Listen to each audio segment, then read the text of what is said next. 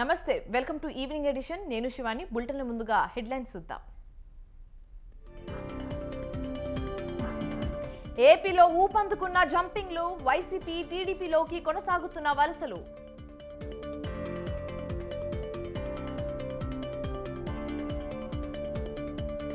లోక్సభ ఎన్నికల్లో 350కి పైగా సీట్లు గెలుస్తాం తెలంగాణ అభివృద్ధికి కేంద్రం సహకరిస్తుందన్న సంజయ్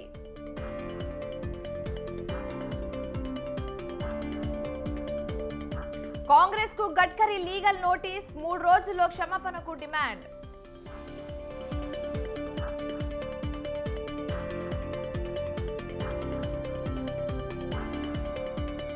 తెలంగాణ ఆర్టీసీకి బహుమతుల పంట 5 నేషనల్ ఎక్సలెన్స్ అవార్డులు దక్కించుకున్న టీఎస్ఆర్టీసీ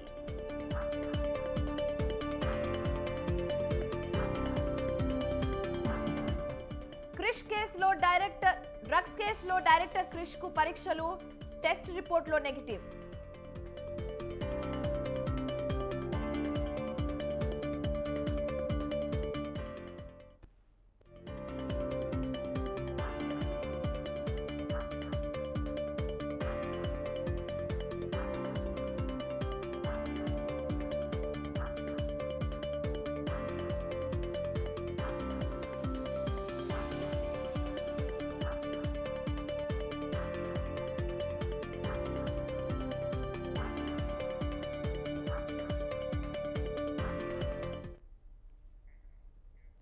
బ్రేకింగ్ న్యూస్ చూస్తున్నాం. తూర్పు గోదావరి జిల్లా గోపాలపురం మండలం పరిధిలో దొంగలు బీభత్సం సృష్టించారు.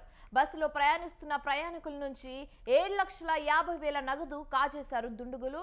అయితే బాధితుల ఫిర్యాదుతో కేసు నమోదు చేసుకున్న పోలీసులు నిందితులను 24 గంటల్లో పట్టుకున్నారు. 2 వ్యక్తులను అరెస్టు చేసి వారి వద్ద నుంచి నగదును స్వాధీనం చేసుకున్నారు.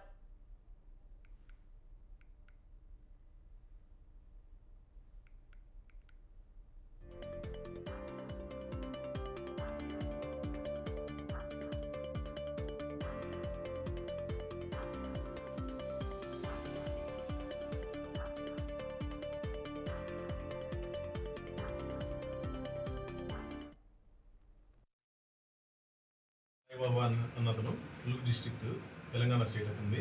ఇతను అపరాల బిజినెస్ అతని దగ్గర గుమస్తాగా పనిచేస్తూ ఉంటాడు. ఇతను వచ్చేసి కాకినాడలో అపరాలను ఇచ్చేసి అక్కడ డబ్బులు తీసుకుని మేడారం జాతరకు వెళ్తానని చెప్పేసి ఈ కంప్లైంట్ సాయిబాబాతో చెప్తారు. చెప్తే నేను కూడా అటు వెళ్తున్నాను రండి అని చెప్పేసి అనుకుని ఒకటే బస్సు ఎక్కి మనుగురు దాకా బస్సు ఎక్కుదామని చెప్పేసి మనుగురు బస్సు ఎక్కారు.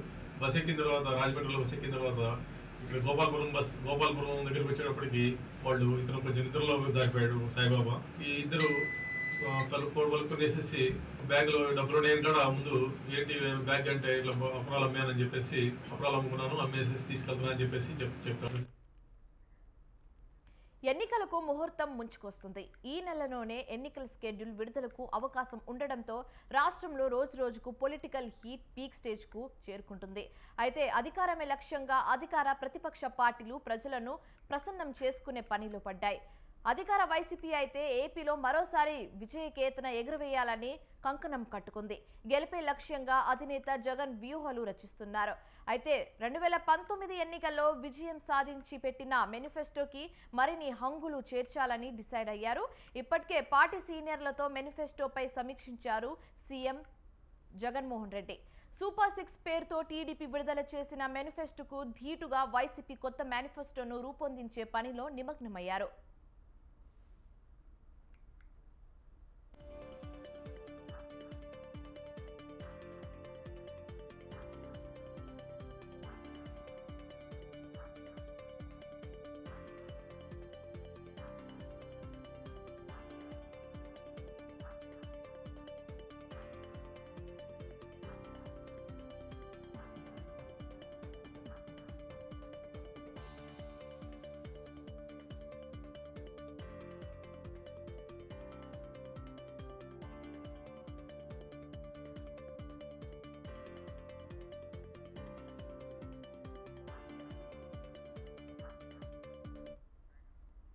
మేనిఫెస్టోలో ముఖ్యంగా మహిళలు, యువత, రైతులకు పెద్దపీట వేస్తూ వారికి లబ్ధి చేకూరేలా కసరత్తు చేస్తున్నారు సీఎం జగన్. ప్రధానంగా వైసీపీకి కలిసొచ్చిన పెన్షన్ పెంపు, అమ్మఒడి లాంటి అంశాలను కొనసాగిస్తూనే పెన్షన్లను మరింత పెంచేలా కసరత్తు చేస్తున్నారు.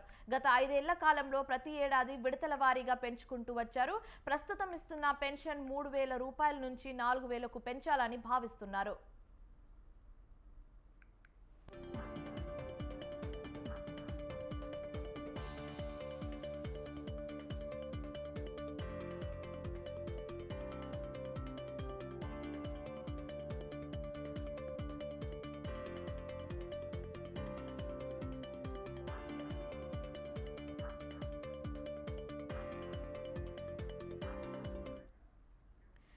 అయితే వైసీపీ కొత్త మేనిఫెస్టోలో పలు ప్రజారంజక పథకాలను ప్రవేశపెట్టనున్నట్లు తెలుస్తుంది.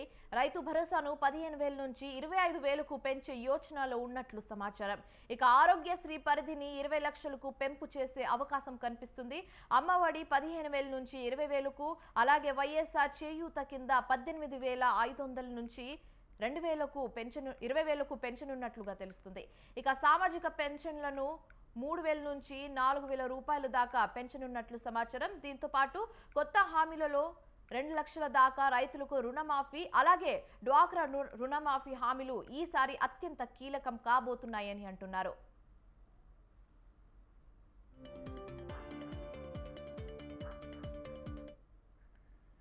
ఇకపోతే మహిళలకు ఉచిత బస్ పథకం కూడా ఈసారి మేనిఫెస్టోలో చేర్చే అవకాశం ఉంది. అలాగే గ్యాస్ 400 రూపాయలకే గ్యాస్ సిలిండర్ హామీని ఇవ్వనున్నట్లు తెలుస్తుంది.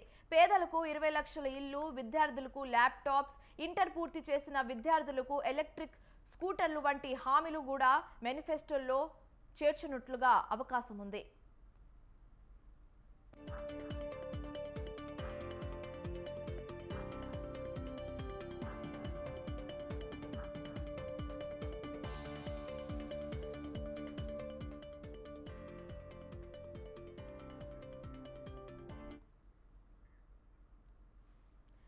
ప్రశ్నించిన వారిని వేధించడమే సీఎం జగన్ పనిగా పెట్టుకున్నారని టీడీపీ అధినేత చంద్రబాబు అన్నారు. రాష్ట్రం ప్రజలపై ఎలాంటి గౌరవం లేని వ్యక్తి సీఎంగా ఉండేందుకు ఏమాత్రం అర్హత లేదని మండిపడ్డారు. నెల్లూరు జిల్లాలో వైసీపీ కీలక నేత వేమిరెడ్డి ప్రభాకర్ రెడ్డి, ఆయన సతీమణి ప్రశాంతి రెడ్డి టీడీపీలో చేరారు. చంద్రబాబు సమక్షంలో వారిద్దరూ పసుపు కండువా కప్పుకున్నారు. ఇటీవల వైసీపీకి రాజీనామా చేసిన వేమిరెడ్డి ప్రభాకర్ రెడ్డి నెల్లూరుకు చెందిన పలువురు కార్పొరేటర్లు, సర్పంచ్లతో కలిసి టీడీపీలో చేరారు. అయితే ఈ సందర్భంగా సీఎం జగన్ మీద తీవ్ర స్థాయిలో మండిపడ్డారు చంద్రబాబు నాయుడు. సీఎం జగన్ అవలంబిస్తున్న తీరును చూస్తే చాలా బాధేస్తుందని అన్నారు. అహంకారంతో ఇష్టానుసారం రాష్ట్రాన్ని నాశనం చేసిన వ్యక్తిని ఇంటికి పంపాల్సిన సమయం వచ్చిందని చెప్పారు. భావితరాల భవిష్యత్తు కోసం జగన్ను గద్దె దింపాలని పిలుపునిచ్చారు. బాబాయ్ హత్యపై సమాధానం చెప్పేందుకు సిద్ధమా అని జగన్కు సవాల్ విసిరారు. రాజకీయ రౌడీలను విషయంలోనే అణిచివేత శక్తి టీడీపీకి ఉందని చంద్రబాబు నాయుడు స్పష్టం చేశారు.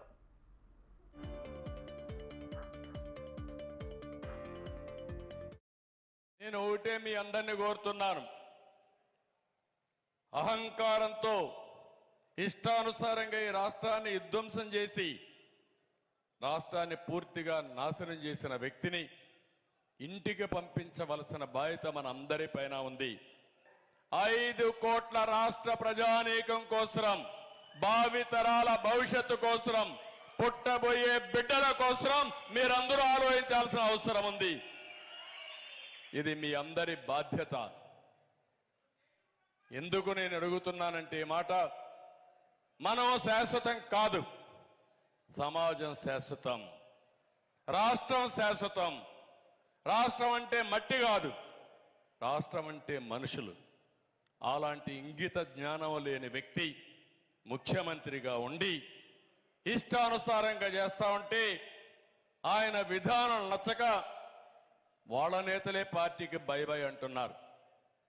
కార్యకర్తలు బారిపోయే పరిస్థితికి వచ్చారు, తిరుగుబాటు చేసే పరిస్థితికి వచ్చారు. అటు ప్రజలు, ఇటు సొంత పార్టీ నేతలు తిరుగుబాటుతో జగన్కి భంగపాటు తప్పదు. ఎవ్వరికి అనుమానం అవసరంలా 1000% చెప్తున్నా, రాబోయేది తెలుగుదేశం జనసేన ప్రభుత్వమే. టీడీపీలో చేరడం సంతోషంగా ఉందన్నారు ఎంపీ వేమిరెడ్డి. చంద్రబాబు సమక్షంలో చేరిన ఆయన ప్రజలకు ఎల్లప్పుడూ సేవ చేస్తూనే ఉంటానని తెలిపారు. మరికొంతమందికి సేవ చేయాలనే రాజకీయ వైపు అడిగేశానని తెలిపారు.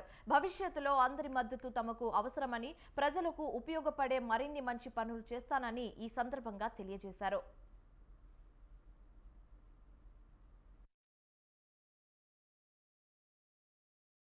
అందరికీ తెలుసు, నేను నా కృషి దేవుని ఆశీస్సులతో నా పరిధి మేరకు సేవ చేస్తుంటాను. మరింత మందికి సేవ చేయాలంటే ప్రత్యేక రాజకీయాలే సరైన వేదిక అని చాలామంది శ్రేయోభిలాషులు పేర్కొన్నంతో నేను రాజకీయాల వైపు అడుగులు వేయడం జరిగింది. దైవ నిర్ణయం ప్రజలకు మరింత సేవ చేసేదానికే నెల్లూరు పార్లమెంట్ ఎంపీగా పోటీ చేయడానికి నిర్ణయించుకున్నాను. ప్రజలు సమస్యలు పార్లమెంట్లో చర్చించి నెల్లూరు పార్లమెంట్ ప్రజలు సమస్యలను తీర్చే విధంగా నెల్లూరు పార్లమెంటుకు కేంద్రం నుంచి అన్ని విధాల సహకారం వచ్చే విధంగా కృషి చేస్తాను.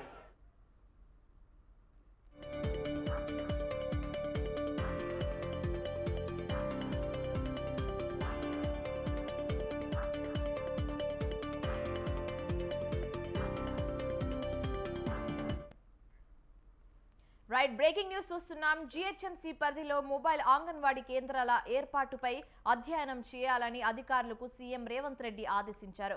సచివాలయంలో మహిళా, శిశు, దివ్యాంగులు, వృద్ధుల సంక్షేమ శాఖ అధికారులతో ముఖ్యమంత్రి రేవంత్ రెడ్డి సమీక్ష సమావేశం నిర్వహించారు. అయితే అంగన్వాడీలో గర్భిణీలు, బాలింతలకు సరైన పౌష్టికాహారం అందేలా చర్యలు తీసుకోవాలని అధికారులకు సీఎం ఆదేశించారు.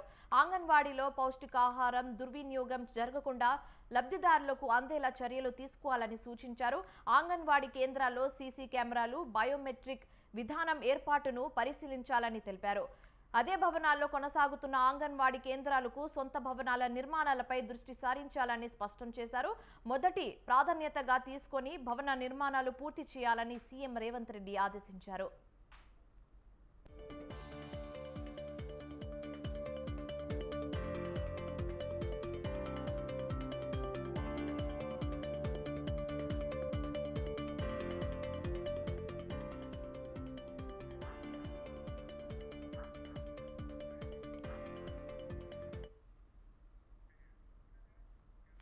కాంగ్రెస్, బీఆర్ఎస్ రెండు పార్టీలు కుమ్మక్కయ్యాయని ఎంపీ బండి సంజయ్ విమర్శించారు. అవినీతి విషయంలో కాంగ్రెస్, బీఆర్ఎస్ పరస్పరం విమర్శలు చేసుకుంటున్నాయన్నారు. కాళేశ్వరం, మేడిగడ్డపై కాంగ్రెస్ మాట్లాడితే పాలమూరు, రంగారెడ్డి కృష్ణా జలాలు అని బీఆర్ఎస్ మాట్లాడుతుందన్నారు. అయితే కాళేశ్వరం ప్రాజెక్టులో అవినీతి జరిగిందని ఇప్పటికే తేలిందని, చర్యలు తీసుకోవడంలో ఆలస్యం ఎందుకో చెప్పాలన్నారు. కేంద్రంలో కాంగ్రెస్ వచ్చే పరిస్థితి లేదని, ఇక బీఆర్ఎస్ మునిగిపోయిన నావా అని అన్నారు. కాళేశ్వరం ప్రాజెక్టు విషయంలో కాంగ్రెస్ గతంలో సిబిఐ విచారణకు డిమాండ్ చేసింది. ఇప్పుడు కాంగ్రెస్ ప్రభుత్వం ముందుకు రావాలన్నారు.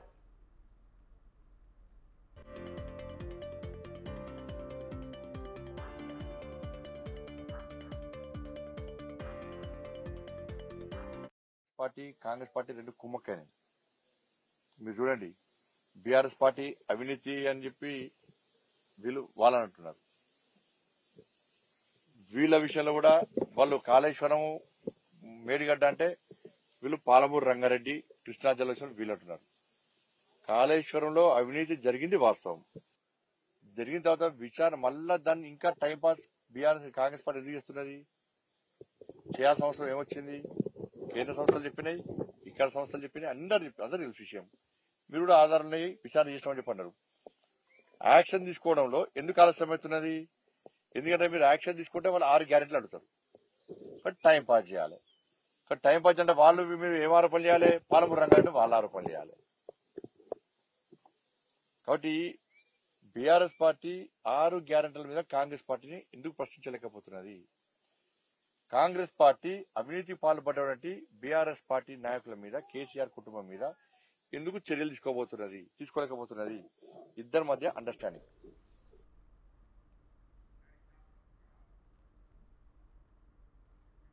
లోక్సభ ఎన్నికలు సమీపిస్తున్న వేళ తెలంగాణ కాంగ్రెస్ దూకుడు పెంచింది. లోక్సభ అభ్యర్థులను ఖరారు చేసే పనిలో పడింది.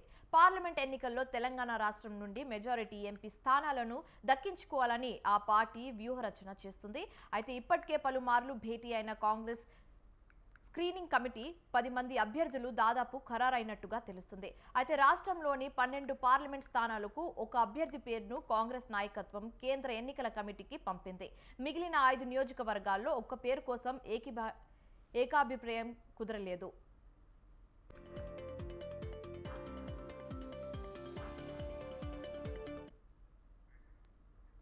అయితే కరీంనగర్ నుంచి ప్రవీణ్ కుమార్ రెడ్డి, నిజామాబాద్ నుంచి ఎమ్మెల్సీ జీవన్ రెడ్డి, పెద్దపల్లి నుంచి గడ్డం వంశీ, జహీరాబాద్ నుంచి సురేష్, చేవెళ్ల సునీత మహేందర్ రెడ్డి, సికింద్రాబాద్ బొంతు రామ్మోహన్, నల్గొండ నుంచి జానారెడ్డిని బరిలో దిగే అవకాశం ఉంది. అయితే ఖమ్మం, నాగర్ కర్నూల్, వరంగల్ స్థానాలు పెండింగ్ లో ఉన్నట్లుగా తెలుస్తుంది. ఆదిలాబాద్, మెదక్, మల్కాజ్గిరి, హైదరాబాద్ స్థానాలకు త్వరలో అభ్యర్థుల ఫైనల్ చేసే అవకాశం ఉంది.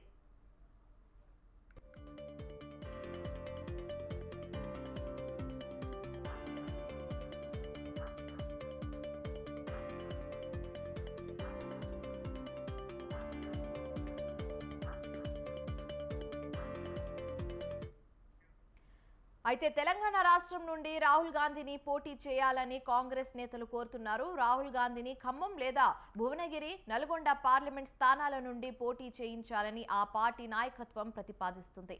అయితే ఈ విషయమై రాహుల్ గాంధీ ఎలా స్పందిస్తారనే విషయంపై ఇంకా స్పష్టత రావాల్సి ఉంది.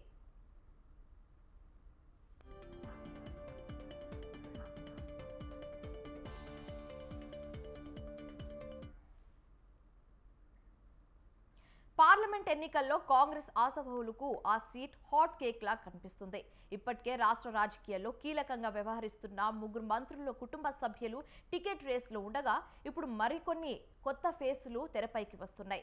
తమకంటే తమకే అవకాశం కల్పించాలంటూ పార్టీ సీనియర్లు బహిరంగంగా కోరుతున్నారు. ఇలా టికెట్ కోసం దరఖాస్తు చేసుకున్న డజన్ మంది లీడర్లు ఎవరి ప్రయత్నాలు వారుంటే అధిష్టానం మాత్రం రాహుల్ గాంధీని ఇక్కడి నుండి పోటీ చేయించాలని భావిస్తుంది. అయితే పొత్తుల్లో భాగంగా ఈ సీట్ను తమకు కేటాయించాలని సిపిఐ పట్టుపడుతుంది.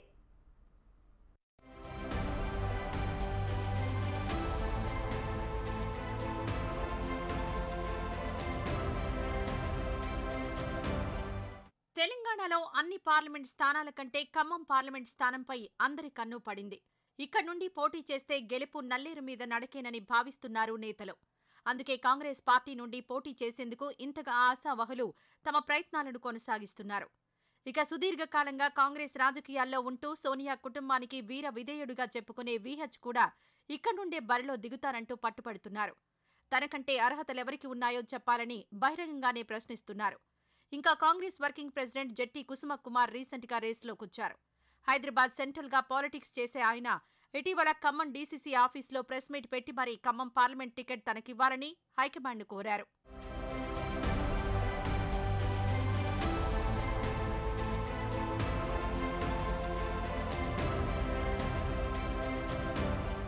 ఇక డిప్యూటీ సీఎం మల్లు భట్టి విక్రమార్క సతీమణి మల్లు నందిని, మంత్రి పొంగులేటి శ్రీనివాసరెడ్డి సోదరుడు ప్రసాద్ రెడ్డి, మంత్రి తుమ్మల నాగేశ్వరరావు తనయుడు యుగంధర్తో పాటు వ్యాపారవేత్త వీవీసీ రాజేంద్ర ప్రసాద్ కాంగ్రెస్ టికెట్ ఆశిస్తున్నారు.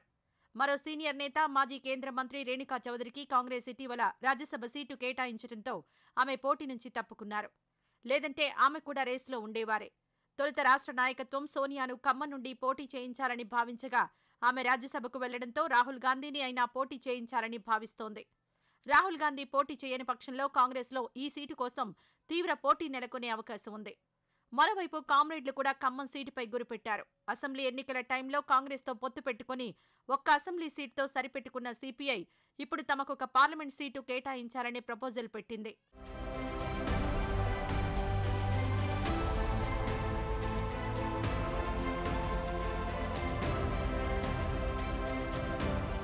రాష్ట్ర స్థాయిలో కాంగ్రెస్తో చర్చలు జరిపినప్పటికీ పొత్తులు, సీట్ల సర్దుబాటుపై నిర్ణయం హైకమాండ్దేనని స్పష్టం చేసింది తెలంగాణ కాంగ్రెస్.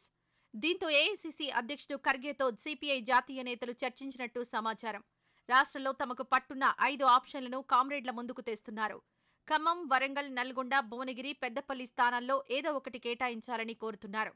ఇటీవల కొత్తగూడెం అసెంబ్లీ సీటును గెలుచుకోవడంతో పాటు సంస్థాగతంగా బలంగా ఉన్న ఖమ్మం పార్లమెంట్ స్థానం వైపే సిపిఐ మొగ్గు చూపుతోంది.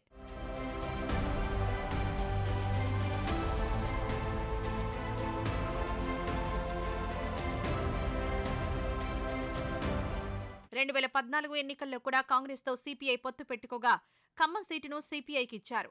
ఆ పార్టీకి అప్పుడు రాష్ట్ర కార్యదర్శిగా ఉన్న కె నారాయణ ఖమ్మం లోక్సభ సెగ్మెంట్ నుంచి పోటీ చేసి 3వ స్థానంలో నిలిచారు. మళ్లీ ఇప్పుడు తమకే కేటాయించాలని సిపిఐ కోరుతోంది. పార్లమెంట్ ఎన్నికల్లో హాట్ కేక్లా మారిపోయిన ఖమ్మం ఎంపీ సీటు చివరకు ఎవరిని వరిస్తుందో చూడాలి మరి.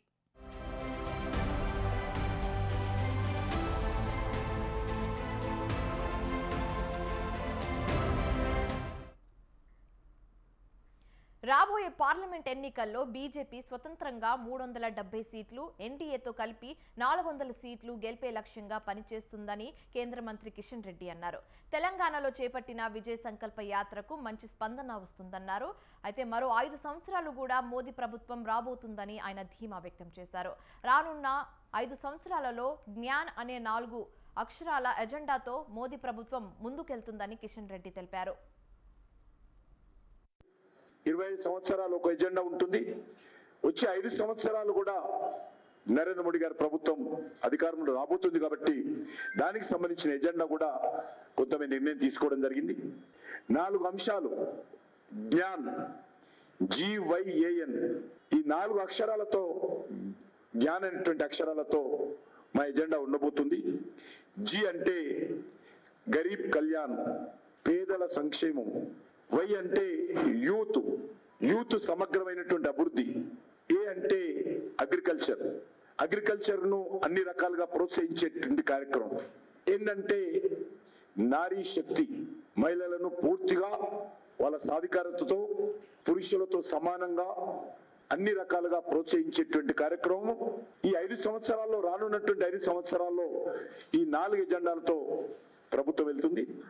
మీకు అందరికీ తెలుసు, ఇటీవల జరిగినటువంటి భారతీయ జనతా పార్టీ జాతీయ మహాసభల సందర్భంగా ఒక నిర్ణయం తీసుకోవడం జరిగింది. వచ్చే పార్లమెంట్ ఎన్నికల్లో బీజేపీ స్వతంత్రంగా 370 సీట్లు, ఎన్డీఏతో కలిపి 400కు చేరుకోవాలనే లక్ష్యంగా ఈరోజు భారతీయ జనతా పార్టీ దేశవ్యాప్తంగా ప్రజల నుంచి వస్తున్నటువంటి స్పందనను దృష్టి పెట్టుకొని ముందుకెళ్తా ఉన్నాం.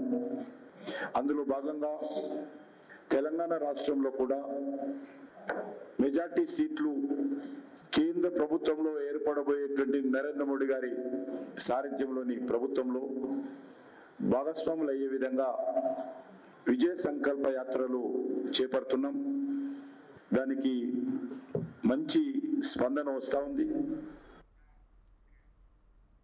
దేశం గర్వించదగ్గ గొప్ప నాయకులు పివి నరసింహారావు అని కొనియాడారు ఎమ్మెల్యే తలసాని శ్రీనివాస్ యాదవ్. బేగంపేటలోని పివి నరసింహారావు భవన్లో నిర్వహించిన ఆత్మీయ సమ్మేళనంలో పాల్గొన్న తలసాని పివికి భారతరత్న ప్రకటించడం దేశానికే గర్వకారణమన్నారు. అయితే ఆర్థిక సంక్షోభంలో ఉన్న దేశాన్ని సంస్కరణలు తీసుకొచ్చి అభివృద్ధిలోకి తీసుకొచ్చిన ఘనత పివికే దక్కుతుందని తెలిపారు. పివికి భారతరత్న ప్రకటించిన కేంద్ర ప్రభుత్వానికి కృతజ్ఞతలు తెలియజేశారు. ఈరోజు పివి గారి ఆత్మీయ సమావేశం ఏర్పాటు చేసుకోవడం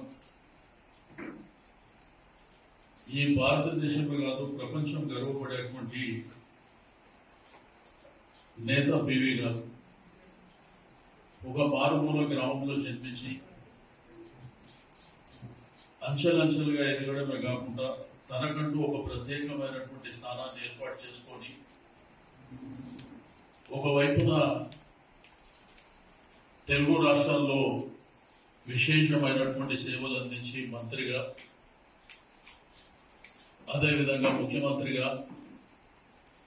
ఏకంగా ఈ దేశానికి ప్రధానమంత్రి అయినటువంటి తొలి తెలుగు నాయకుడు పివి నరసింహారావు గారు అనేటువంటి విషయాన్ని నేను ఈ సందర్భంగా తెలియజేస్తా ఉన్నా. ఈరోజు మాజీ మంత్రి మెడ్చల్ ఎమ్మెల్యే మల్లారెడ్డికి అధికారులు షాక్ ఇచ్చారు. గుండ్ల పోచంపల్లి మున్సిపాలిటీ HMDAలో అవుట్లో మల్లారెడ్డి వేసిన రోడ్ను తొలగించారు. తన కాలేజ్ కోసం మల్లారెడ్డి 1250 గజాల భూమిని ఆక్రమించి రోడ్డు నిర్మించారని ఆరోపణలున్నాయి. అయితే దీనిపై ఎంపీగా ఉన్న సమయంలో రేవంత్ రెడ్డి అధికారులకు ఫిర్యాదు చేశారు. ఈ మేరకు హెచ్ఎండిఎస్ స్థలం అక్రమపై మెడ్చల్ కలెక్టర్ వేసిన రోడ్డును అధికారులు తాజాగా తొలగించారు.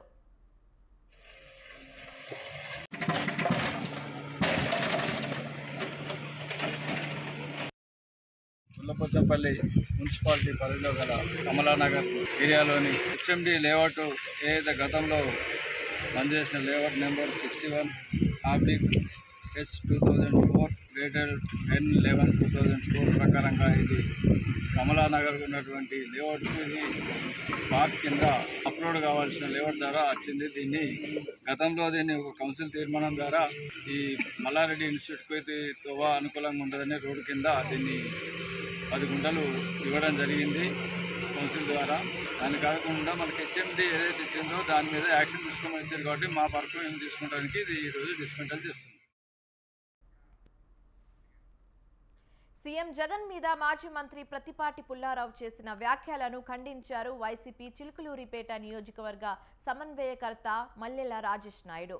వైసీపీ ప్రభుత్వంపై బురద జల్లే ప్రయత్నాలు చేస్తున్నారంటూ మండిపడ్డారు. టీడీపీ హయాంలో ప్రతిపాటి పుల్లారావు అక్రమంగా 1000 కోట్లు సంపాదించారని ఆరోపించారు. టీడీపీ హయాంలో పుల్లారావు 5 శాఖల మంత్రిగా ఉన్నప్పుడు ఫేక్ కంపెనీల పేర్లతో జీఎస్టీలు కట్టకుండా ప్రభుత్వాన్ని మోసం చేశారని విమర్శించారు. అయితే ప్రతిపాటి పుల్లారావు ఏది చెప్పినా ప్రజలు నమ్మే పరిస్థితిలో లేరని చెప్పారు.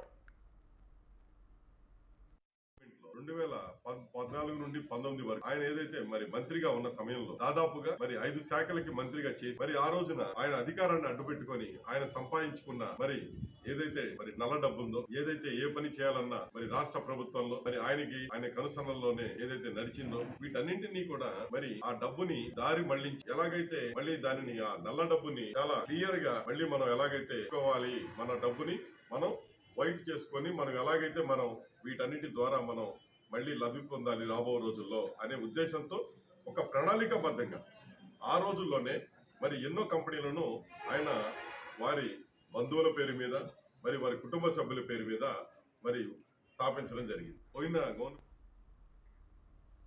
ఖమ్మం జిల్లా సత్తుపల్లిలోని క్యాంప్ కార్యాలయంలో గృహజ్యోతి పథకాన్ని ఎమ్మెల్యే మట్ట రాగ్మై ప్రారంభించి లబ్ధిదారులకు 0 బిల్లులను పంపిణీ చేశారు.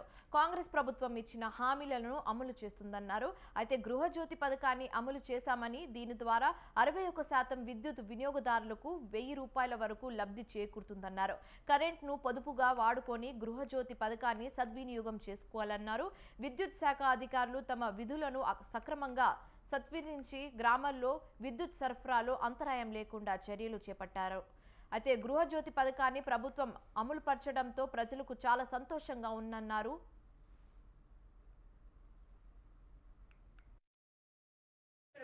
మాట ఇచ్చినట్టుగానే 100 రోజుల లోపల 6 గ్యారెంటీలు అమలు చేస్తామన్నారు. అదే విధంగా 48 గంటల్లోనే 2 గ్యారెంటీలు అమలు చేసి చూపించారు. అదే విధంగా ఇప్పుడు 27వ తారీఖు ముఖ్యమంత్రి రేవంత్ రెడ్డి గారి సమక్షంలో మేమందరం ఉన్నాం. ఆ రోజు లాంచ్ చేయడం జరిగింది.